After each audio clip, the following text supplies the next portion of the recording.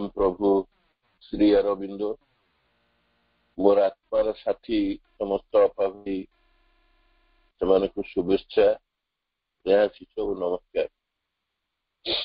आम प्रभुंकर महान ग्रंथ लाइफ डिवाइन प्राय 13टा अध्याय चैप्टर शेष 13टा चैप्टर सरला भाई अवस्था को गलुणी प्रभु कृपार आम एत पर्यंत आसपारू अपा भाई मैंने धीरे धीरे सुंदर भाव प्रवेश कर बेले बेले लगुच आम प्रथम देवेंद्र भाई मोर चिंता करूँ केते दूर आम आगे नहीं पार माँ कृपा प्रभुंर करुणा केते मिल गोटे जिनस लक्ष्य कर लाइफ डिवाइन जो सब आलोचना अपा भाई मैंने जना पड़ी अधिक अधिक से प्रभु को भल पाते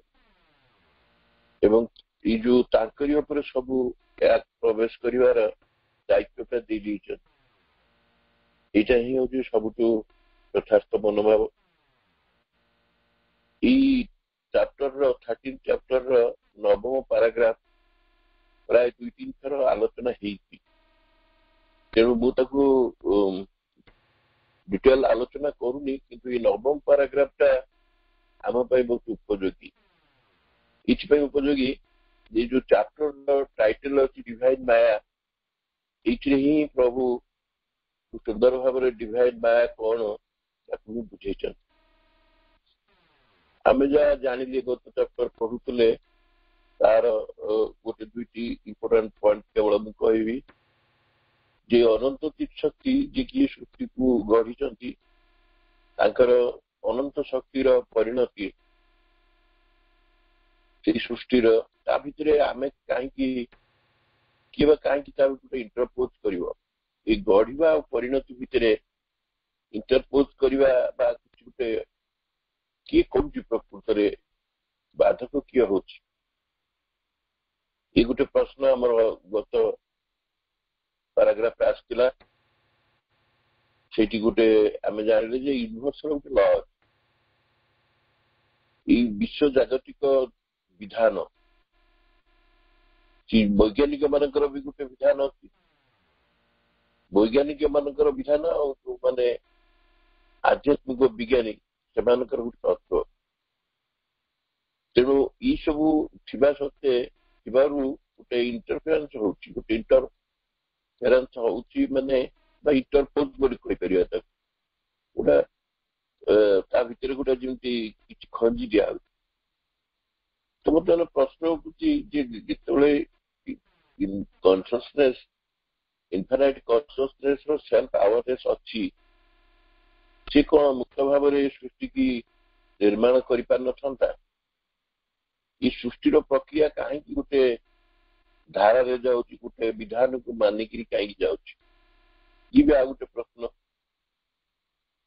तो यही सब विषय गत थर आगुरी अपा भाई मैंने आलोचना कर गोटे निर्दिष्ट धारा गोटे प्रोसेस कहीं जाऊँगी किए आसुची से भितर किए आसुँच गोटे वैज्ञानिक विधान आसुची गोटे वैज्ञानिक विधान आसुची वैज्ञानिक तत्व आसुची आ गोटे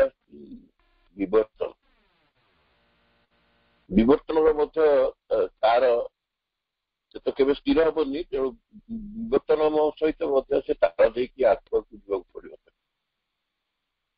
किंतु आम जानिले जो अनंत चित शक्ति तार क्रिया अनंत तेणु तर परिणाम भी अनंत ये सब किसी किंतु से भी जानले आम आलोक तार आलोकर कार्य करूँ तार संभावना को लेकिन से कार्य कर निज परिसर भितर कार्य करमती जिते सब जल है वायु है एम सब परिसर भितर कार्य कर गोटे कथा आम बुझिले गत जो पैराग्राफ रे जे गोटे ज्ञानर गोटे ନିର୍ବାଚନ ଶକ୍ତି ରହିଛି। ଯଦିଓ ଅନନ୍ତ ଚିତ୍ ଶକ୍ତି ଆପଣାର ଅନନ୍ତ କ୍ରିୟା ଦ୍ୱାରା ଅନେକ ଅନନ୍ତ ପରିଣାମ ସବୁ ସେ ଉତ୍ପନ୍ନ କରିପାରିବ, କିନ୍ତୁ କେତେକ ନିର୍ଦ୍ଦିଷ୍ଟତା ପାଇଁ ଜ୍ଞାନ ଭିତରେ ଗୋଟେ ରହିବ ନିର୍ବାଚନୀ ଶକ୍ତି ରହିବ। ତ ଜ୍ଞାନର ନିର୍ବାଚନୀ ଶକ୍ତିଟା କଣ ହବ ନା କମିଶନ ହବ। କମିଶନ ମାନେ ନିୟୋଜିତ ହବ। ସିଏ ନିୟୋଜିତ ହବାର କାରଣ ହଉଛି ତା ନହେଲେ ଆମେ ଭିନ୍ନ ଭିନ୍ନ ପ୍ରକାରର ବସ୍ତୁ ପାଇବା।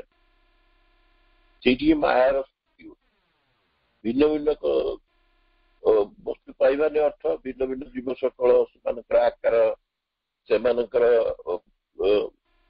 ନାମ, ସେମାନଙ୍କର ରୂପ, ସେମାନଙ୍କର ବିଭିନ୍ନ ମଣିଷ ଭିତରେ ବି ତାର ନାକ, କାନ, ପାଟି ଇତ୍ୟାଦି ଇତ୍ୟାଦି କେତେ କେତେ କଥା, କେତେ କେତେ ସବୁ ଆମେ ଦେଖିବା ମହାଜାଗତିକ ସବୁ ଯୋଉ ଯାହା ଯାହା ସବୁ ସୃଷ୍ଟି ହେଇଛନ୍ତି, ଏହାର ପଶ୍ଚାତରେ କଣ ଗୋଟେ ଅଛି, ଜ୍ଞାନର ନିର୍ବାଚନ ଶକ୍ତି ରହିଛି, ଆଉ ଯୋଉଗୁଡା କି ନିୟୋଜିତ ହେଇକି ଏ କଥା ହେଇପାରୁଛି। ତ ବର୍ତ୍ତମାନ ଆମର କଥା ହେଲା ସେଇଠି, ସେଇଠି ଆଉ ଗୋଟେ କଥା ସେ ଆମକୁ କହୁଛନ୍ତି କମିଶନ ହେଇଛି କଣ ପାଇଁ ନା ଗୋଟେ ସେପ୍ ଆଣିବାକୁ, ଗୋଟେ ଫାଇନାଇଟ୍ ସେପ୍ ଆଣିବାକୁ, ଆଉ ଗୋଟେ ପ୍ରାତିଭାଷିକ ରୂପ ବା ଆପିୟରାନ୍ସ ଆଣିବ। କୋଉଠୁ ଆଣିବେ ସେ?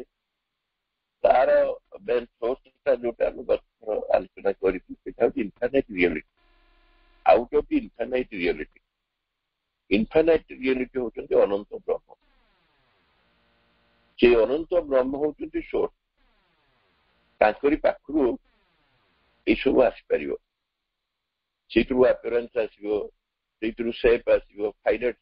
କାରଣ ଆମେ ଯେତେବେଳେ ଅନନ୍ତ ବ୍ରହ୍ମ କଥା କହୁଛୁ ସେଇଠି ଆମ ମନରେ ଆସୁଛୁ ଅନନ୍ତ ବ୍ରହ୍ମ ଭିତରକୁ ଗୋଟେ ଶାନ୍ତ ଆକାର କେମିତି ଆସିବ ବା ଅନ୍ତବିଶିଷ୍ଟ ପ୍ରତିଭାସ କେମିତି ଆସିବ। ଏଇଠୁ ହିଁ ଆମର କନସେପ୍ଟ ଅଫ ମାୟା ଷ୍ଟାର୍ଟ ହେଲା। ସେଥିପାଇଁ ଏଇ ନବମ ପାରାଗ୍ରାଫରେ ପ୍ରଥମ ବାକ୍ୟରେ ପ୍ରଭୁ ଲେଖିଲେ this power was known to the Vedic seers by the name of Maya. This power ମାନେ ଏଇ ଯୋଉ ଚିତ୍ ଶକ୍ତିର ସାମର୍ଥ୍ୟ, ଯାହାର ଇନଫାନାଇଟ୍ ରିଜଲ୍ଟ ସେ ଦବ, ଇନଫାନାଇଟ୍ ରୂପ ସେ ନେଇପାରିବ, ଏସବୁ ସେଇଗୁଡ଼ିକୁ ସେମାନେ କହିଲେ was known to the Vedic seers, ଯୋଉମାନେ ବେଦ ବେଦାନ୍ତର ଦ୍ରଷ୍ଟା ମାନେ, ସେମାନେ କହିଲେ ଯେ ଏଇଟା ହିଁ ହଉଛି ପ୍ରକୃତରେ ମାୟା। ସେମାନେ ଏଇ ବୈଦିକ ଋଷି ମାନେ, ବେଦାନ୍ତିକ ମାନେ ଏଇ ଶକ୍ତିକୁ ମାୟା ନାମରେ ଅଭିହିତ କଲେ। କାରଣ ଆମେ ଦେଖିଲେ ଏଇ ମାୟା ଯୋଉଟା କି ଆମକୁ ଲାଗୁଛି, ସେ ଯୋଉ ସବୁଠୁ ବଡ କଥା ଆମକୁ ଲାଗୁଛି ଆମ ଭିତରେ କେମିତି ଗୋଟେ ଏତେ ବିରାଟ ଅନନ୍ତ ଯିଏ ବ୍ରହ୍ମ, ଇନଫାନାଇଟ୍ ଯିଏ, ତାଙ୍କ ଭିତରୁ ଏ ଫାଇନାଇଟ୍ ଜିନିଷ କେମିତି ଆସୁଛି, ଏଇ କଥା ଗୁଡାକ ପ୍ରଥମେ ଆଗ ଭ୍ରମ ସୃଷ୍ଟି କରୁଛି, ଭ୍ରମିତ କରୁଛି। এই ଆପିୟରାନ୍ସ ଗୁଡ଼ିକ କେମିତି ଆସୁଛି, ପୁଣି ସମସ୍ତଙ୍କ ଠାରୁ ଅଲଗା, ଭିନ୍ନ ଭିନ୍ନ ରୂପ, ସେମାନଙ୍କର ନାମ ଭିନ୍ନ ଭିନ୍ନ। ନାମ ତ ଆମେ ଆସାଇନ କରିପାରିବା, ରୂପ ଭିନ୍ନ ଭିନ୍ନ, ବିଭିନ୍ନ ପ୍ରକାରର ମଧ୍ୟ ସଜୀବ ନିର୍ଜୀବ ବସ୍ତୁ ମଧ୍ୟ ବିଭିନ୍ନ ପ୍ରକାରର। ଏସବୁ କୋଉଠୁ ଆସୁଛି? ଏଇସବୁ ଜିନିଷ ଆମମାନଙ୍କ ପାଖରେ କେମିତି ଗୋଟେ ଲାଗୁଛି, ଆମକୁ ଆକୁ ଆମେ ପରସିଭ୍ କରିପାରୁ। କିନ୍ତୁ ବେଦିକ ସିୟର ମାନେ ସେମାନେ ତ ସବୁ ଜାଣିପାରୁଥିଲେ, ସେମାନେ ଦ୍ରଷ୍ଟା ଥିଲେ, ତେଣୁ ସେମାନେ କହୁଥିଲେ ଏଇ ଶକ୍ତି ହିଁ ହଉଛି ମାୟା, ଏଇ ସବୁ ସୃଷ୍ଟି କରୁଛି। ଏଇ ଚିତ୍ ଶକ୍ତିର ଯୋଉ ସାମର୍ଥ୍ୟ, ତାର ଯୋଉ ଦଉଛି ଇନଫାନାଇଟ୍ ରିଜଲ୍ଟ ଦଉଛି, ତାର ଇନଫାନାଇଟ୍ କନସିୟସନେସ୍ ଯୋଉ ଚେତନା, ଏଇ ସବୁ କରୁଛି। ତାକୁ ଆହୁରି ପ୍ରଭୁ ସୁନ୍ଦର ଭାବରେ ତାକୁ ଗୋଟି ଗୋଟି କରି ପ୍ରତ୍ୟେକ ବାକ୍ୟରେ କେବଳ ନବମ ପାରାଗ୍ରାଫଟି ମାୟା କଣ, ମାୟା ପ୍ରକୃତିର କଣ କହିଲେ ଆମେ ବୁଝୁ।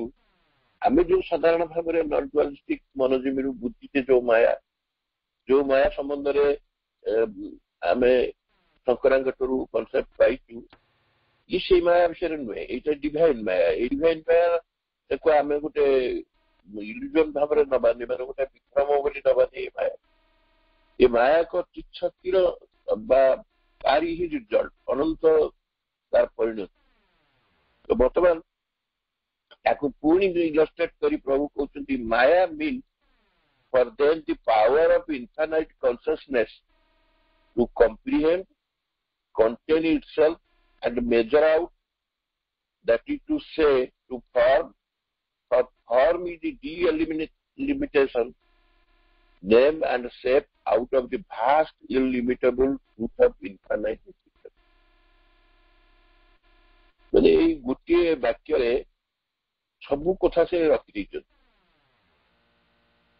ସେ କହୁଛନ୍ତି ମାୟାର ଅର୍ଥ କଣ ପ୍ରକୃତରେ? ମାୟା ଆମେ କହିଲେ ଯୋଉଟା ସେ କହିଲେ ଯେ ମାୟାଟା ହଉଛି ସେଇ ଚିତ୍ତଶକ୍ତିର ସାମର୍ଥ୍ୟ ଯଦ୍ୱାରା ସେ ଇନଫାନାଇଟ ରିଜଲ୍ଟ ପାଇପାରୁଛି, ଏସବୁ ବିଷୟରେ ଯୋଉ ଧାରଣା ଦେଲେ ସେଇଟା ପ୍ରକୃତରେ କଣ ତାର ଅର୍ଥ? ସେ କହୁଛନ୍ତି ଯେ ଏଇ ଯୋଉ ଅନନ୍ତ ଚିତ୍ତଶକ୍ତି ଇନଫାନାଇଟ କନସିୟସନେସ, ତାର ଯୋଉ ସାମର୍ଥ୍ୟ, ସେ ସାମର୍ଥ୍ୟ ଦ୍ୱାରା ଆମେ କଣ କରିପାରିବା? ଯେହେତୁ ସେଇ ସାମର୍ଥ୍ୟଟା ତାଙ୍କ ପାଖରେ ଥିଲା, ତା ଦ୍ୱାରା ଆମେ ବୁଝିପାରିବା, ଗୋଟେ ଜିନିଷ କମ୍ପ୍ରିହେଣ୍ଡ କରିପାରିବା। To comprehend and contain in itself, ତା ନିଜ ଭିତରେ ସେ ନିଜେ ଧାରଣ କରିକି ରହିଛି। ଏଇ ଯୋଉ ଇନଫାନାଇଟ କନସିୟସନେସ ପାୱାର, ତା ଭିତରୁ ଯୋଉ ବିଭିନ୍ନ ଆମେ ଆଲୋଚନା କଲେ, ଯେ ଯୋଉ ରିଅଲିଟି, ଇନଫାନାଇଟ ରିଅଲିଟିରୁ ଆମେ ଅନନ୍ତ ମଧ୍ୟରୁ ଶାନ୍ତର ପ୍ରତିଭାସକୁ ଯୋଉ ବିଷୟରେ ଆମେ ଆଲୋଚନା କଲେ, ସେ ତା ଭିତରେ ରହିଛି ସବୁ। ଆଣ୍ଡ ମେଜର ଆଉଟ୍, ସେଇଥିରୁ ସେ ମାପି ହବ ମଧ୍ୟ। ମାପି ଆମେ ବିଭିନ୍ନ ମାପକ ଭାବରେ ଦେଇପାରିବା। ତାମାନେ ଯୋଉ ଯୋଉ ରୂପାୟନ ସବୁ ନବା, ସେଇ ରୂପାୟନ ଗୁଡ଼ିକୁ ଆମେ ତାକୁ ମେଜରମେଣ୍ଟ ଦେଇପାରିବା ଏବଂ ତାକୁ ଆମେ ସେପ୍ ଦେବା ଏବଂ ଆକାର ଦେବା, ନାମ ଦେବା, ଏଇସବୁ କଥା କରିପାରିବା।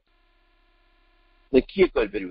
ସେଇ ପାୱାର ଅଫ୍ ଇନଫାନାଇଟ କନସିୟସନେସ, ତାରି ଦ୍ୱାରା ହିଁ କାର୍ଯ୍ୟ ଗୁଡ଼ିକ ହେଇପାରିବ। ପ୍ରଭୁ କହୁଛନ୍ତି ଯେ ଅନନ୍ତ ଚିତ୍ ଶକ୍ତିର ଯୋଉ ସାମର୍ଥ୍ୟ, ତା ଦ୍ୱାରା ଯୋଉ କୋଉଠୁ ଆଣିବ, କରିବ କେମିତି ତାକୁ? ସେ ଯୋଉ ଏଇଟା ହଉଛି ପ୍ରକୃତରେ ମାୟା। ସେ କେମିତି ତିଆରି କରିବ? The form is delimitation, name and shape out of the vast illimitable truth of infinite existence। এই ଅନନ୍ତ ଚିତ୍ ଶକ୍ତିର ଯୋଉ ବିଶାଳ, ତାର ଯୋଉ ଅସ୍ତିତ୍ୱର ବିଶାଳ ଆଉ ଅସୀମ ସତ୍ୟ, ସେଇଥିରୁ ସିଏ ସବୁ ତିଆରି କରିବ। ସେପ୍ ସେଇଥିରୁ ତିଆରି କରିବ, ତାର ନାମ ସବୁ ଦବ, ଭିନ୍ନ ଭିନ୍ନ ଜୀବ ମାନଙ୍କର ନାମ ଦବ, ସଜୀବ ମାନଙ୍କର, ନିର୍ଜୀବ ମାନଙ୍କର ବିଭିନ୍ନ ତାର ସବୁ ନାମ ଦବ, ତାର ମେଜର ବି ଦବ, ତାର ମାପ ଗୁଡ଼ିକ ସବୁ ସେ ତିଆରି କରିବ। ସେ ଆଉ ସେ ରୂପାୟନ ହିଁ ହଉଛି ପ୍ରକୃତରେ ତାକୁ ଲିମିଟ କରିବା, ସୀମାବଦ୍ଧ କରିବା। କାରଣ ସିଏ ତ ଅସୀମ ନା, ଇଲିମିଟେବୁଲ। ଯିଏ ଭାଷ୍ଟ ଆଉ ଇଲିମିଟେବୁଲ କୁ ତାକୁ ବର୍ତ୍ତମାନ ଲିମିଟ ଦେବେ ଏବଂ ଗୋଟେ ନିର୍ଦ୍ଦିଷ୍ଟ ସେପ୍ ଦେବେ, ଆକାର ଦେବେ, ତାର ଗୋଟେ ମାପକ ବି ଦେବେ, ଏସବୁ ହଉଛି ପ୍ରକୃତରେ ମାୟା। ମାନେ ଆମେ ଏଟା ଭାବି ହଉନି। ଏସବୁ ଯେତେ ଆମେ ସାରା ଜଗତରେ ଯେତେ ଯେତେ ବସ୍ତୁ ଦେଖୁଛେ, ବିଶ୍ୱ ବ୍ରହ୍ମାଣ୍ଡ ଭିତରେ ଯୋଉ ବସ୍ତୁ ଦେଖୁଛେ, ମହାଜାଗତିକ ବସ୍ତୁ ଦେଖୁଛେ ଏବଂ ଜଗତ ସାରା ବ୍ୟାପିଥିବା ସବୁ ବସ୍ତୁକୁ ଦେଖୁଛେ, ଜୀବ ଜଗତ ଦେଖୁଛେ, ଆମେ ସବୁ ଡିଫରେଣ୍ଟ ଆନିମାଲ କିଙ୍ଗଡମ ଦେଖୁଛେ, ଯାହା ଯାହା ସବୁ ଦେଖୁଛେ, ତାକୁ ସବୁ କିଏ ଦେଇଛି? ସେ ରୂପ କୋଉଠୁ ଆସିଛି? ନା ଇନଫାନାଇଟ କନସିୟସନେସର ପାୱାର। ଏବଂ ସିଏ କଣ, ତାର କ୍ୟାରେକ୍ଟରିଷ୍ଟିକ ହଉଛି କଣ? ସିଏ ହଉଛି ଭାଷ୍ଟ ଇଲିମିଟେବୁଲ ଟ୍ରୁଥ।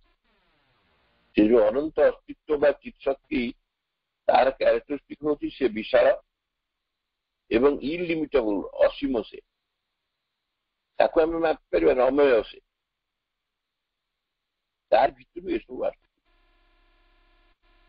ଆଉ ସେଇଥିରୁ ଏ ନାମ ରୂପ ସବୁ, ସେ ଏଇଟା ଗୋଟେ ସତ୍ୟ, ଅମେୟ ବିଷୟ ସତାର ବିଶାଳ ସତ୍ୟ, ସେଇଟା ଯୋଉଟା କି ହଉଛି ଇନଫାନାଇଟ ରିଅଲିଟି ବୋଲି ଯାହାକୁ ଆମେ କହୁଛୁ। ସେ ରୂପକୁ ଧାରଣ କରିପାରୁଛି ସେ ନିଜ ଭିତରେ ଏବଂ ତାକୁ ଗୋଟେ ପରିମାଣ ଦିଆହଉଛି ମଧ୍ୟ, ତାର ଆକାର ଅନୁସାରେ। ସେଇ ଅନୁସାରେ ଗୋଟେ ହାତୀକୁ ଯୋଉ ପରିମାଣ ଯେତିକି ଦିଆ, ଗୋଟେ ପିମ୍ପୁଡ଼ିକି ସେୟା ନୁହେଁ। ଭିନ୍ନ ଭିନ୍ନ ଜୀବଙ୍କର ଭିନ୍ନ ଭିନ୍ନ ଯୋଉଗୁଡ଼ିକ ଆନିମାଲ କିଙ୍ଗଡମରେ ମଧ୍ୟ ଭିନ୍ନ ଭିନ୍ନ ପ୍ରକାର ଗଛ ଅଛି, ଲତା ଅଛି, ଫୁଲ ଅଛି, ସେଗୁଡ଼ିକୁ ସବୁ ଦିଆହେଇଛି। କାରଣ ଆକାର ଦେବାର ଅର୍ଥ ହଉଛି ସୀମାବଦ୍ଧ କରିବା। तो यहीटा को ही कहते प्रभु माया गोटे साधारण कथा आम देखा जदि आमको कहुए कि बुझा से कथा मनकर आम गोटे जेकोसी जिनस देखुचे गोटे आम बाड़ी गोटे गछ देखुचे सबदिन गछटा जो अच्छे देखुचे गोटे दिन देखिए से गछटा चालू मुव कर आमको कौन लगे गोटे अलौकिकता अलौकिक शक्ति बोधे आगे मुव कर ही माया कारण आम तो सीटा बोध्य नुहे परसिव कर जापारू अवश्य एमती देखा गले जोटा भी आउ गोटे जिन आम जमा जापारू आम जो पृथ्वी अच्छु बास करुचु से गोटे निजाऊ यहाँ ईश्वर या गोटे बड़ बस गोलाकार बस जार वेग हूँ 1760 किलोमीटर पर आवर किंतु आम तो बसु से आम कौन कि जापर 1760 किलोमीटर पर आवर आम बुलू बोली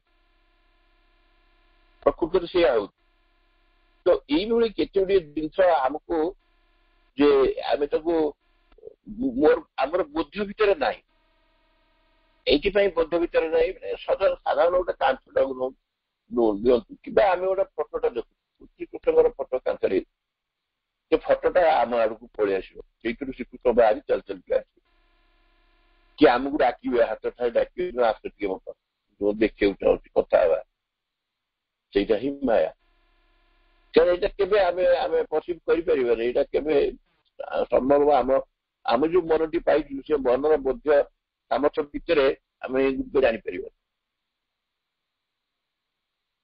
तेणु यही कथाटी को आमको ग्रहण करा पड़ो माया कहले खाली आम जगतटा मिथ्या ये जीवनटा मिथ्या कि सब केवल जो माया आम बुझी पारंपरिक भाव में जो दर्शन शास्त्र द्वारा बुझी कथा नुहे वैदिक ऋषि मैंने से कथा कहना वैदिक ऋषि मैंने कहते ये जो शक्ति चित शक्ति जार एत सामर्थ्य अच्छी जी की इनफाइनाइट सेप सहित तार विभिन्न प्रकार ना देपर सेप देपर रूप देपर मेजरमेंट देपर ये सब गुड़िक पुणी कौन ना विराट गोटे विशाल जो असीम सत्य भितर अनंत अस्तित्वर ता भितर से आम कल्पनार बाहर पड़ो अच्छा पुणी आहरी क्लारिफिकेशन टिकी दौरान काले आम मन भर आसो जो जिनटा करुच्ची से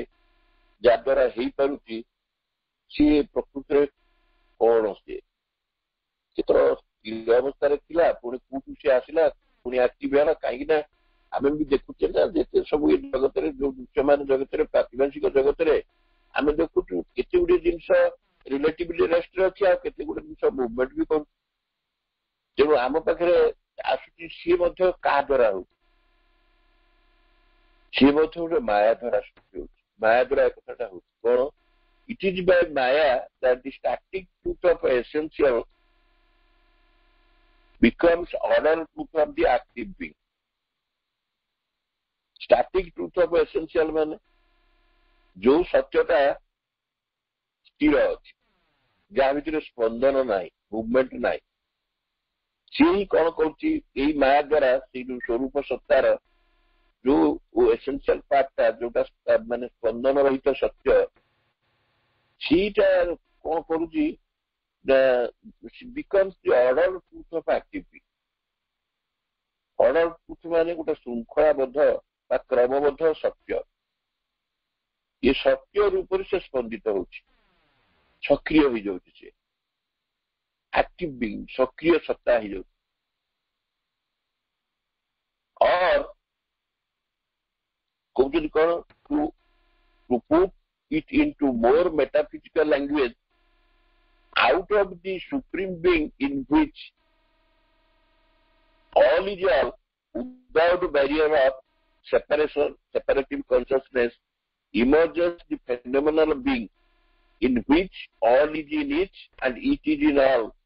So धीरे धीरे आम कर गोटे पार्ट से कहते आउ कौन हूँ to put it in more metaphysical language metaphysical language कह जाए ये गोटे अध्यात्म भाषा परिभाषा अध्यात्म परिभाषा से कहते जे आम प्रकाश करवा प्रकाश करें कौन आसो जगार पुणी आसुच्च तो प्रथम कहले जे माया द्वारा कौन हो static truth of essential being becomes the other truth of active being.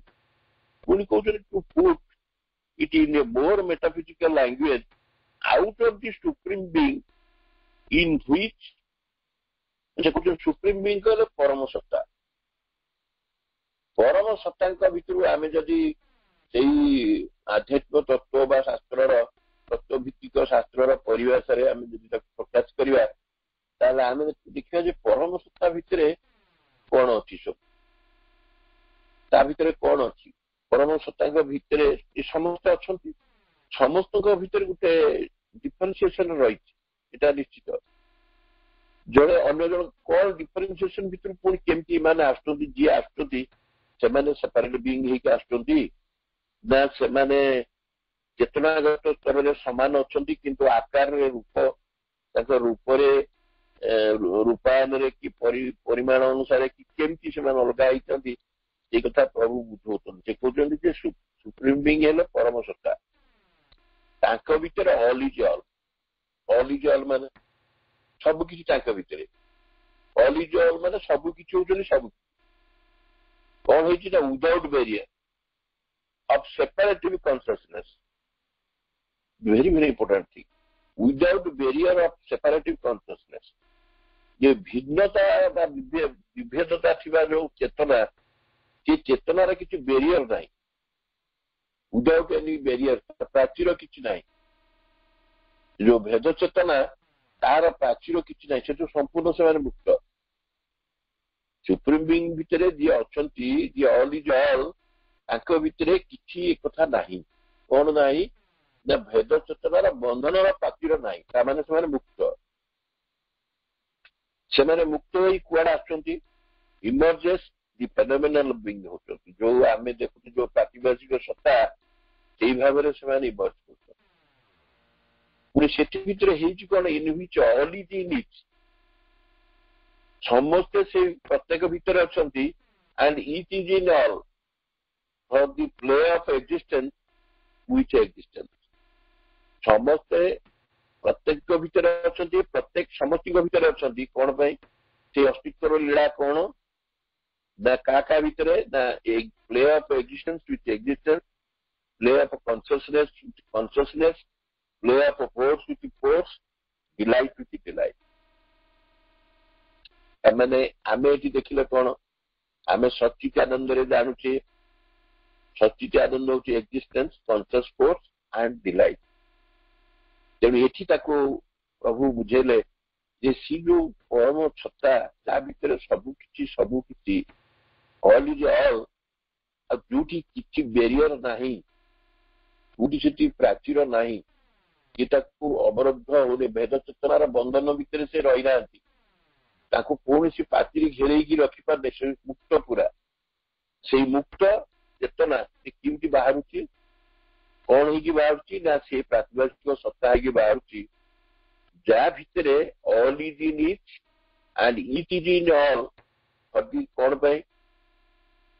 कौन समस्ते प्रत्येक भितर अच्छा प्रत्येक समस्त भितर अच्छा से लीला कौन से लीला हूँ play of existence with existence सतर सत सहित अस्तित्वर अस्तित्व सहित कॉन्शियसनेस विथ कॉन्शियसनेस चेतनार चेतना सहित फोर्स विथ फोर्स शक्तिर शक्ति सहित डिलाइट विथ डिलाइट आनंदर आनंद सहित यही लीला था माने सत्ता सहित सत्तार चैतन्य सहित चैतन्यर शक्ति सहित शक्तिर आनंद सहित आनंदर यही हूँ आमर महाजागतिक लीला बा विश्व लीला यहीटा प्रकृतर हूँ माया यहीटा हूँ उद्देश्य यहाँ हूँ ऑब्जेक्टिव से ही आसुची कौन कर static truth of essential being को order truth of active being कर आम अन्यत्र डिस्कशन आगुरी करिचे जिते से परम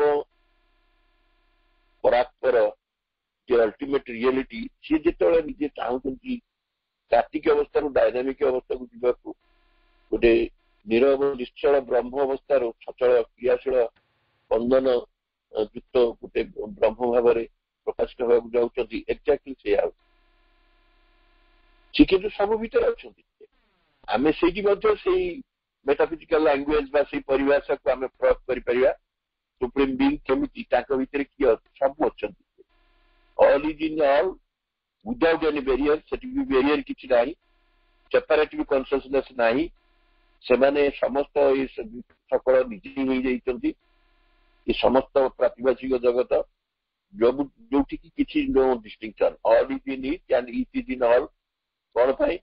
ତା ଅସ୍ତିତ୍ୱର ଅସ୍ତିତ୍ୱ ସହିତ, ଚେତନାର ବା ଚୈତନ୍ୟ ଚେତନାର ଚେତନା ସହିତ, ଶକ୍ତିର ଶକ୍ତି ସହିତ, ଆନନ୍ଦର ଆନନ୍ଦ ସହିତ ଏଇଟା ହିଁ ଲୀଳା। ଆଉ ଏଇଆ ହିଁ ହଉଛି ମାୟା। ତେଣୁ ଏଠି କୋଉଠି ରହିଲା ଯେ ଏମାନେ ଅବାସ୍ତବ ବୋଲି ବା ଅସତ୍ୟ ବୋଲି ପ୍ରଶ୍ନ ତ ଉଠୁନି। ଏତେ ସୁନ୍ଦର ଭାବରେ ପ୍ରଭୁ ସେଇ ଆରମ୍ଭ କରୁଛନ୍ତି ସେ ବୈଦିକ ଋଷି ମାନେ ଦ୍ରଷ୍ଟା ମାନଙ୍କର କନସେପ୍ଟ ଅଫ ମାୟାରୁ ଧୀରେ ଧୀରେ ତାକୁ ଏକ୍ସପାଣ୍ଡ କରିକା ଯାଉଛନ୍ତି। କିନ୍ତୁ ଆମ ଭିତରେ କୋଉଟା ପ୍ରକୃତରେ ଏଇ କଥାଟାକୁ ଗୋଟେ ଭ୍ରମ ବୋଲି କହୁଛି, ମାୟାକୁ ଗୋଟେ ଇଲ୍ୟୁଜନ ବି କରିଦଉଛି। ଏଇ ଯୋଉ ମାୟାଟା ଆମେ ଜାଣିଲେ ତାକୁ ବି ସିଏ ଗୋଟେ ଇଲ୍ୟୁଜନ କରିଦଉଛି, ତା ଗୋଟେ ଭ୍ରମରେ ପରିଣତ କରିଦଉଛି। ସେ କଥା ପରେ କହିବେ, ସେ ହଉଛି ଆମର ମନ। ଯେହେତୁ ଆମ ମନଟାର ସେତିକି ସାମର୍ଥ୍ୟ ନାହିଁ, ସେଇ ସ୍ଥିତିକୁ ଯାଇନି, ତା ଭିତରେ ଡିଭିଜନ ରହିଛି, ଆଟିଟ୍ୟୁଡ ଅଫ ଡିଭିଜନ। ତେଣୁ ସିଏ ଆବସଲ୍ୟୁଟ ଟ୍ରୁଥକୁ ପାଉଛି। ତ ଆବସଲ୍ୟୁଟ ଟ୍ରୁଥକୁ ନ ପାଇଲେ କଣ ହବ? କାରଣ ଆମେ ସାଧାରଣ ଭାବରେ ଉଦାହରଣ ଆମେ ଅନେକ ଥର ଆଗରୁ ବି ଡିସ୍କସନ କରିଛେ। ମୌଳିକ ଜିନିଷଟା ହେଲା ସୁନା। ତାକୁ ଆମେ ନିଆଯାଉ, ମନେକର ତାକୁ ଆମେ ଇମାଜିନ କରିବା ଏଇଟା ହଉଛି ପୃଥିବୀ। ସେଇ ସୁନାକୁ ନେଇକି ସୁନା ହାର କରୁଛେ, ସୁନା ମୁଦି କରୁଛେ, ବ୍ୟାଙ୍ଗଲ କରୁଛେ, କେତେ ପ୍ରକାର କରୁଛେ। କିନ୍ତୁ କାହାଠୁ ଆସିଲେ ସେମାନେ ସବୁ? ତାର ମୌଳିକ ଉପାଦାନ କିଏ? ସୁନା ନା ନାହିଁ? ତାର ସିନା ଡିଫରେଣ୍ଟ ସେପ୍ ଦିଆହେଲା, ତାକୁ ଡିଫରେଣ୍ଟ ନାଁ ଦିଆହେଲା। ଏଇଟା ହଉଛି ହାର, ଏଇଟା ହଉଛି ମୁଦି, ଏଇଟା ହଉଛି କାନଫୁଲ, ଏଇଟା ହଉଛି। କିନ୍ତୁ ତାର ମୌଳିକ ଉପାଦାନ ତ ସୁନା ନା। ତେଣୁ ଯିଏ ପରମ ସତ୍ତା, ସିଏ ଯେତେବେଳେ ଏଇ ପ୍ରାତିଭାସିକ ଜଗତ ହେଇଛନ୍ତି ଏବଂ ପ୍ରତ୍ୟେକ ହଉଛନ୍ତି, ସେ ପ୍ରତ୍ୟେକ ହଉଛନ୍ତି ସବୁ କିଛି ହଉଛନ୍ତି ପ୍ରତ୍ୟେକ। ଡିଫରେନ୍ସ ନାହିଁ, ଭେଦ ତାଙ୍କ ଭିତରେ ନାହିଁ। କେହି ତାକୁ ବାନ୍ଧିକି ରଖିନେବି। ଗୋଟେ ସୀମିତତା ଭିତରେ ସେ ବନ୍ଧା ହେଇଯାଇଛି, ଗୋଟେ ପ୍ରାଚୀର ଭିତରେ ସେ ରହିନାହାନ୍ତି। ଆଉ ସେ କଣ ପ୍ରକୃତିରେ ଏଇଟା କୋଉ ଲୀଳାଟା ନା, ଇଏ ଲୀଳା ହଉଛି ସେଇ ଯୋଉ ଆସ୍ପେକ୍ଟ ସତ୍ୟାନନ୍ଦଙ୍କର କଣ କଣ ନା, ସତ୍ର ସତ୍ ସହିତ ବା ଅସ୍ତିତ୍ୱର ଅସ୍ତିତ୍ୱ ସହିତ, ଚେତନାର ଚେତନା ସହିତ, ଶକ୍ତିର ଶକ୍ତି ସହିତ, ଆନନ୍ଦ ଆନନ୍ଦ। ମନ କିନ୍ତୁ କଣ କରେ? ଏଇ କଥା ହେଇଗଲେ କଣ ହେଇଯିବ? ଏଇ କଥାଟା ଯଦି ମଣିଷ ଆମେ ଯୋଉ ସ୍ଥିତିରେ ଅଛେ ଯଦି ବୁଝିଯିବା, ଏଇଟା ଆମ ପାଖରେ ଯଦି ଅବଧ୍ୟ ରହିବ ନାହିଁ, ତାହେଲେ ଆମେ ସମସ୍ତେ ଜଣେ ଜଣେ ଭଗବାନ ନା। ଏ କଥା ମନ କରେଇଦେବ ନିଜ। ଆମର ମନ ଯୋଉ ଅବସ୍ଥାରେ ଅଛି ସେ ଡିଭାଇଡ କରିବ। ସେ କଥା ବି ପରେ ନେକ୍ସଟ ପାରାଗ୍ରାଫରେ ପ୍ରଭୁ କହୁଛନ୍ତି କଣ କଣ କରେଇବ ସେ, କାହିଁକି ସେ ତାଙ୍କ ଭିତରେ ଗୋଟେ ଆଣିବ, ଏଇ ଜିନିଷଟା କାହିଁକି ଆଣିବ ସେ, ତାର ଆଣିବାର ଗୋଟେ ମଧ୍ୟ ଆବଶ୍ୟକତା ରହିଛି ମଧ୍ୟ। ପରବର୍ତ୍ତୀ ସମୟରେ ଆମେ ଦେଖିବା ସେଇଟାକୁ ଇଲ୍ୟୁଜନ ମାୟା କହୁଛନ୍ତି, ସେଇ ଆମେ ଦେଖିବା। କିନ୍ତୁ ପରବର୍ତ୍ତୀ ସମୟରେ କହୁଛନ୍ତି ସେ ସେଇଟାକୁ ନଗଲେ ଅସଲ ସତ୍ୟ ପାଖରେ ପହଞ୍ଚି ପାରିବ। ମନେକର ମତେ ଗୋଟେ ନଈଟାକୁ ପହଁରିକି ଆର ପଟକୁ ଯିବାର, ନଈ ପାଣି ଭିତରେ ମୁଁ ପଶିବି ନା ନାହିଁ? ନଈ ପାଣିରେ ପଶିଲେ ତ ପହଁରା ଶିଖିଲେ ତ ପହଁରିକି ଯାଇକି ସେମିତି ଯିବି। ଏଠି ସେମିତି ଏଇ ଦ୍ୱନ୍ଦ୍ୱ ଭିତରେ ଏଇ ଯୋଉଟା ସେ ଜଣେଇ ଦଉନି, ମନ ଆମକୁ ସେଇଟା ଅଛି ବୋଲି ଆମେ ମୂଳ ଉପାଦାନ ସହିତ ଆମକୁ ଆଇଡେଣ୍ଟିଫାଇ କରେଇ ଦଉନି। ଏଇ ଯୋଉ ହେଲା ତାର ଯୋଉ ମାୟା ସେ ସୃଷ୍ଟି କରୁଛି ଯେ ଆମର ସମ୍ଭାବନା ନାହିଁ, ଆମେ ଭଗବାନ ହେଇପାରିବାନି। ଏଇ ସବୁ ଜିନିଷ ସେ ଯୋଉ କରୁଛି, ଯେତେବେଳେ ଉଚ୍ଚତର ଗୋଟେ ସ୍ଥିତିକୁ ମନ ଅତିକ୍ରମିକି ପଳେଇବ, ଗୋଟେ ଚେତନାଗତ ସ୍ଥିତିକୁ ପଳେଇବ, ସେଠି ଯେତେବେଳେ ସେ ଜାଣିଯିବ ଯେ ସବୁ ମନେକର ସୁପରମାଇଣ୍ଡକୁ ଗଲା, ସେତେବେଳେ ସେ ଜାଣିଲା ଯେ ତାର ସେତେବେଳେ ଏକତ୍ଵ ଆସିଗଲା, ସତ୍ୟର ଏକତ୍ଵ। ସେତେବେଳେ ସେ ସବୁ କିଛି ଦେଖିବ ଯେ ଆଉ କିଛି ସବୁ କେବଳ ସେଇ ପରମ। ସେତେବେଳେ ସେ କଣ କରିପାରିବ? ସେଇ ଯେତେବେଳେ ସେଇ ଚେତନାର ଉପଲବ୍ଧି ଆସିବ, ସେତେବେଳେ ତାର ମନ ସମ୍ପୂର୍ଣ୍ଣ ରୂପାନ୍ତରିତ ହୋଇଯାଇଥିବ ଏବଂ ସିଏ ସେତେବେଳେ ଭାବିବ ଯେ ସେ ଆମେ ସମସ୍ତେ ଇନସେପାରେବୁଲ। आम किए क्या अलग नु ये कथा जो सेंटेंसटा प्रभु कहे बर्तमान से कहते ये जो खेलटा आम देखी आलोचना कले माया खेल display of all in each and each in all is concealed at first from us by mental play बुझे ना ये जो खेलटा को आमको बुझे दौने किए क्या आम बुझीपारू देखुं ये जो खेल है चेतनार चेतना सहित अस्तित्वर अस्तित्व सहित शक्तिर शक्ति सहित दिव्यानंदर आनंद सहित ये खेलटा को पूरा तार कौन आमको सूचे देला जे ये खेलटा को आम यथार्थ भाव में उपभोग केतबेले जिते all in each and each in all किंतु एटा को से लुचेकी रखी प्रथम आगे लुचेकी मन रखी आम तो मेंटाल प्लेयर सी तार गोटे खेल देखो मनर स्तर में तार गोटे अलग प्रकार खेल देखे गोटे इल्यूजन कर दो तार illusion of Maya which persuades it that he is in all but not all in ही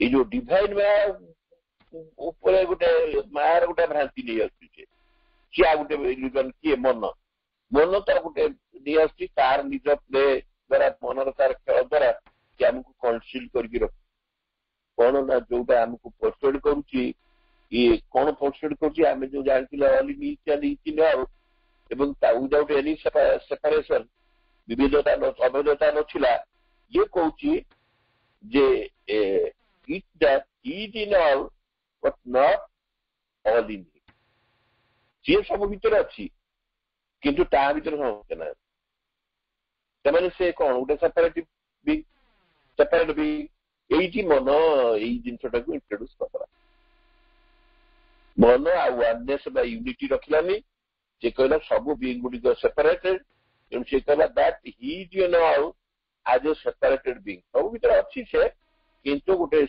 गोटे अलग सत्ता भाव में अच्छी not as a being always inseparably with the rest of the existence अस्तित्व आ जहाँ रहा प्रातिभाषिक जगत में जी सब सहित से सामान भाव में ना सेपारेट रही इनसेपारेबली ना अर्थ सी गोटे निजे अन्य मान गोटे सेपारेटेड बीइंग तो यहीपरि भाव में प्रत्येक भितर सब भितर प्रत्येक जो अवस्थान ये जोटा चिर वर्तमान होगी रही मन तार आरंभ करदेला तार भ्रम यही माया घर गोटे भ्रम जोड़ीदेला सी कहूँ ना प्रत्येक अच्छा सब भितर किंतु सब भितर प्रत्येक जो रहा ना सब भितर जो मुझे सी सी गोटे अलग गोटे सेपरेट बीइंग भाव में अच्छी किंतु इनसेपरेबली भितर ना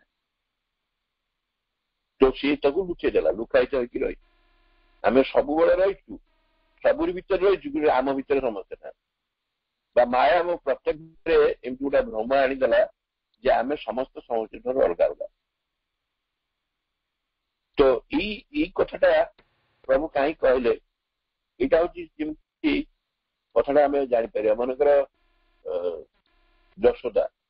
जशोदा माँ जशोदा श्रीकृष्ण को देखे समस्त विश्व ब्रह्मांड को देखे यही जगह आम ग्रहण कर मन मन कला हाँ हम से श्रीकृष्ण भगवान भीतर विश्व ब्रह्मांड अच्छी से देखीदे किंतु the reverse is not true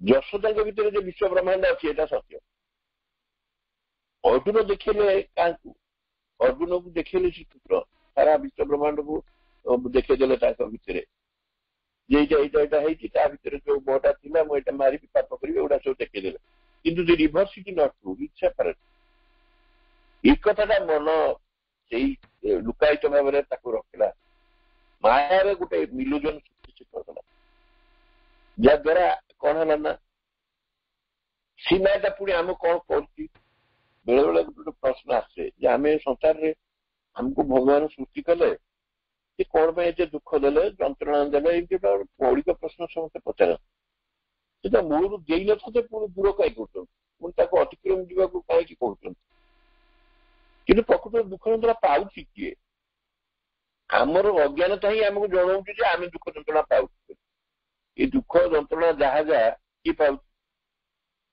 माया जगत को आसिले आम तो कि दुख जंत्रणा दूर कर ଆମରି ଦୁଃଖ ଯନ୍ତ୍ରଣା ପାଇଁ ଜଗତର ଦୁଃଖ ଯନ୍ତ୍ରଣା କିଏ ଭୋଗୁଛନ୍ତି କିନ୍ତୁ ଆମ ପାଖରେ କଣ ରହିଛି ଆମର ସେ ଅଜ୍ଞାନତା ରହିଛି ଆମକୁ ମନ ତା ମାୟା ଭିତରେ ଭ୍ରମରେ ପକେଇ ଦେଇଛି ସେପାରେଟିଜିମ କନସେପ୍ଟ ଅଫ ସେପାରେଟିଜିମ ମନ ସୃଷ୍ଟି କରିଦେଇଛି କିନ୍ତୁ ଯେତେବେଳେ ମଣିଷ ଜଣେ ସେଇ ସ୍ଥିତିକୁ ପଳେଇବ ବୁଝିବ ଯେ ମୋ ଚେତନା ତାଙ୍କ ଆଇଡେଣ୍ଟିଫାଏଡ ହେଇଯିବ ମୋ ଭିତରେ ତାଙ୍କ ଭିତରେ ଡିଫରେନ୍ସ ନାହିଁ ସେ ମାନସିକ ସ୍ଥିତିଟାକୁ ଅତିକ୍ରମିକି ପଳେଇବ ତାର ଉଚ୍ଚତର ସ୍ଥିତିକୁ ତାଙ୍କ ସହିତ ପୁରା ମିଶିଯିବ କିଛି ଡିଫରେନ୍ସ ନଥିବ ସେତେବେଳେ କାହିଁ ଯନ୍ତ୍ରଣା ଆସିବ କଷ୍ଟ ଯନ୍ତ୍ରଣା ସିଏ ଏକ୍ସପ୍ରେସ ସିଏ ନିଜେ ଭୋଗୁଛି ବୋଲି ଅନୁଭବ କରିପାରିବ କି ଦେବ ଏଇ କଥାଟା ଇଙ୍ଗିତ ଦଉଛନ୍ତି ପ୍ରଭୁ ତେଣୁ ଆମ ଭିତରେ ଯୋଉ ଭ୍ରମଟା ଆସିଛି ସେ ଭ୍ରମଟା ସୃଷ୍ଟିକର୍ତ୍ତା ହଉଛନ୍ତି ମନ ଯୋଉ ପର୍ଯ୍ୟନ୍ତ ମନ ତାର ନିଜସ୍ୱ ସ୍ଥିତିକୁ ନ ଯାଇଛି ତାକୁ ନିଜକୁ ନିଜେ ଅତିକ୍ରମି ନ ଯାଇଛି ସେ ଅତିମାନସ ସ୍ଥିତିକୁ ନ ଯାଇଛି ତାହେଲେ ଅତିମାନସ କଥା କାହିଁକି ପ୍ରଭୁ କହିଲେ ସବୁ ତ ଜଗତ ଠିକ ଠାକ ଚାଲିଥିଲା ଯିଏ ତାର ଇଣ୍ଡିଭିଜୁଆଲି ନେଇକିରି ସେ ତାର ପଳଉଥିଲା ମୁକ୍ତ ପାଇଯାଉଥିଲା ସାଲଭେସନ ପାଇଯାଉଥିଲା ଏକ୍ସଟିଂସନ ପାଇଯାଉଥିଲା ଏଗୁଡ଼ା ସବୁ କରୁଥିଲେ ଅନ୍ୟମାନେ ଯାହା ସାଧାରଣ ଜୀବନ ଭାବରେ ଯେମିତି ରହୁଥିଲେ ସେଇ ଜନ୍ମ ମୃତ୍ୟୁର ଇଏ ଭିତରେ ଯାଉଥିଲେ ଗତାନୁଗତିକତା ଭିତରେ ଯେମିତି ସମସ୍ତେ ଖାଉଛନ୍ତି ପିଉଛନ୍ତି ଘର ବାଡି କରୁଛନ୍ତି ସମ୍ପତ୍ତି ବାଡି କରୁଛନ୍ତି କିଛି ଦିନ ବଞ୍ଚୁଛନ୍ତି ପୁଣି ଚାଲି ଯାଉଛନ୍ତି ଏମିତି ଏଇ ଭିତରେ ଥିଲେ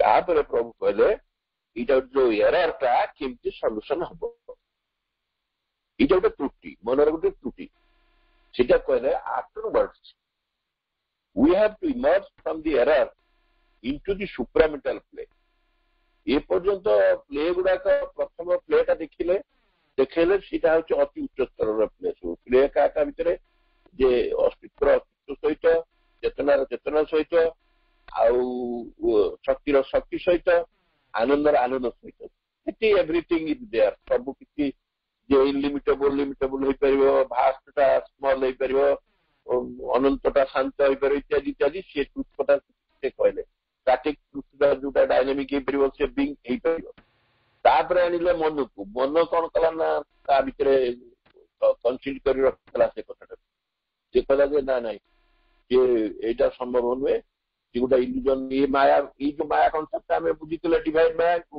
ତା ଭିତରେ ସେ ପକେଇଦେଲା କଣ କଲା ନା ସିଏ କହିଲା ନା ସିଏ ସମସ୍ତେ ନଟ୍ ଇନ୍ ଅଲ୍ ଇନ୍ ହିଁ ତା ଭିତରେ ନାହିଁ ତା ଭିତରେ ଅନ୍ୟ ସମସ୍ତେ ନାହାନ୍ତି ଆଉ ସିଏ ଅଛି ସମସ୍ତଙ୍କ ଭିତରେ ଗୋଟେ ସେପାରେଟେଡ ବିଙ୍ଗ ହେଇକି ରହିଛି ଇନସେପାରେବଲ ରହିଛି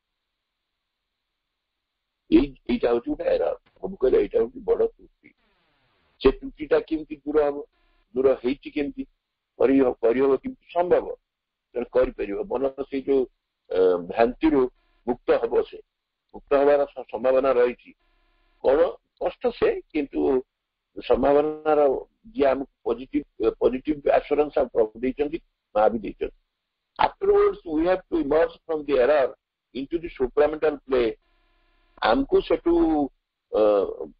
ଖସିଯିବାକୁ ପଡିବ ତା ଭିତରୁ ଆମେ ଅତିକ୍ରମିକି ଯିବାକୁ ପଡିବ ଆମେ ସେ ଭ୍ରାନ୍ତିରୁ ପୁରା ମୁକ୍ତ ହେବାକୁ ପଡିବ ଆମେ ଯଦି ମୁକ୍ତ ନ ହେଇକି ପରବର୍ତ୍ତୀ ପର୍ଯ୍ୟାୟକୁ ନ ଯିବା ପରବର୍ତ୍ତୀ ପର୍ଯ୍ୟାୟ ଚେତନାର ପର୍ଯ୍ୟାୟ ହେଉଛି ଅତିମାନ ଆଉ ଅତିମାନ ଜଗତରେ ଯାହା କ୍ରିୟା ସବୁ ସ୍ପନ୍ଦନ ସବୁ ତାର ସିଏ ହଉଛି ଗୋଟେ ଲୀଳା ଯେତେବେଳେ ସେ ଲୀଳା ଭୂମିରେ ପ୍ରବେଶ ଜଣେ କରିବ ସେତେବେଳେ ଏଇ ଯୋଉ ମାୟା କଥା ଯୋଉ ବୁଝେଇଥିଲା ମନ ଯୋଉ ଆମକୁ ବିଭ୍ରମ କରିଦେଇଥିଲା ସିଏ ପଳାବ କାରଣ ସେଠି ଆଉ ମାୟା ପୁରା ସମ୍ପୂର୍ଣ୍ଣ ଭାବରେ ପଳେଇବ ଟ୍ରୁଥର ଫିଲ୍ଡକୁ ପୁଣି ସେ ସେଲ୍ଫ ମ୍ୟାନିଫେଷ୍ଟେଡ ଟ୍ରୁଥ ମାନେ ଆବସୋଲ୍ୟୁଟ ଟ୍ରୁଥ ସିଏ ଜମା ଆପେକ୍ଷିକ ନୁହେଁ ସମୟ ସାପେକ୍ଷ ନୁହେଁ ସେ ସବୁ ସର୍ବକାଳୀନ ସର୍ବକାଳୀନ ସବୁ ସ୍ଥିତିରେ ସେ ପୁରା ପରମ ସତ୍ୟ ତ ସେଇ ଜଗତକୁ ଉତ୍ତୀର୍ଣ୍ଣ ହେଇକି ପଳାଅ ସେଠି ପହଞ୍ଚିଲେ କଣ ହବ ସେଠି ପହଞ୍ଚିଲା ଆଉ ସେପାରେଟିଜିମର ପ୍ରଶ୍ନ ନାହିଁ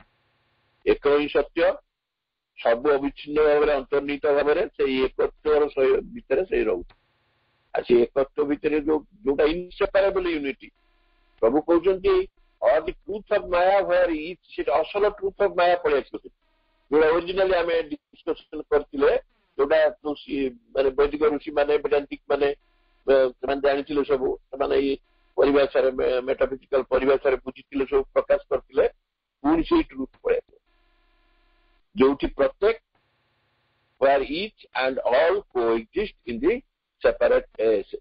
inseparable unity of one truth and multiple symbol. ଏଇଟା ହେଉଛି important ଜିନିଷ। ସିମ୍ବଲିକାଲି ମଲ୍ଟିପୁଲ ହେଇପାରନ୍ତି କିନ୍ତୁ ଗୋଟିଏ ଟ୍ରୁଥ ଏବଂ ଗୋଟିଏ ୱାନନେସ୍ ଗୋଟେ ଇନସେପାରେବଲ ୟୁନିଟ୍ ସେମାନେ ପରସ୍ପର ସହିତ ସହାବସ୍ଥାନ କରିବେ କୋଏକ୍ଜିଷ୍ଟ କରିବେ ପ୍ରତ୍ୟେକ ଭିତରେ। ତାମାନେ ଏଇଟା ହେଉଛି ଗୋଟେ ଗ୍ରାଣ୍ଡ ୟୁନିଫିକେସନର ଷ୍ଟେପ୍। ଗ୍ରାଣ୍ଡ ୟୁନିଫିକେସନର ଅବସ୍ଥା ହେଉଛି ଏଇଟା। ଏଇ ଅବସ୍ଥାରେ ହିଁ କିଛି ଆଉ ସେ ତ୍ରୁଟି ଏରର ଆଉ ରହିବନି। ଏରର ହେଉଛି ସେପାରେଟିଜିମର ଏରର। जो सेपरेटेड बीइंग प्रश्न उठिबनी जो ऑल आर इनसेपरेबली जो माने जमा प्रत्येक भीतर इनसेपरेबल यूनिटी प्रत्येक सबुर भीतर यही भ्रांतिटा होची सबुठू बड़ भ्रांति। वर्तमान जगत रे पहुंचले आमे से अविच्छिन्न एकत्र सहस्थान भीतर रहइबो एवं सेटा से अनुभव आ सेतो से देखियो जब से आखि खोलीदे जहाँ देखिए सब ब्रह्म जेहेतु सी गोटे इनसेपरेबल यूनिटी तेणु देयर इज नो डिफरेंस। अच्छा लुनापा हेलो हाँ सर प्रणाम सर ये आउ दीटा बड़ बड़ वाक्य रहीगला नेक्स्ट सेशन 10 पैराग्राफ सहित मिसेगी 10 पैराग्राफ छोट एटी शनिवार दिन मु करी काल शुक्रवार दिन मु गोटे विशेष काम रे जीवु कहि तुमको समस्त को धन्यवाद महाप्रभु को पाखरे ताकू बहुत समर्पण करदेली आज जहाँ आलोचना कली रहीगला इम्पोर्टाट दुईटा वाक्य ताकू पहला दिन पुणी मिसई देवी किसी आ 10 पैराग्राफ आ सहित मिसई सरे दे 10 पैराग्राफ आ ऊपर डिपेंड करू। बहुत मात्रा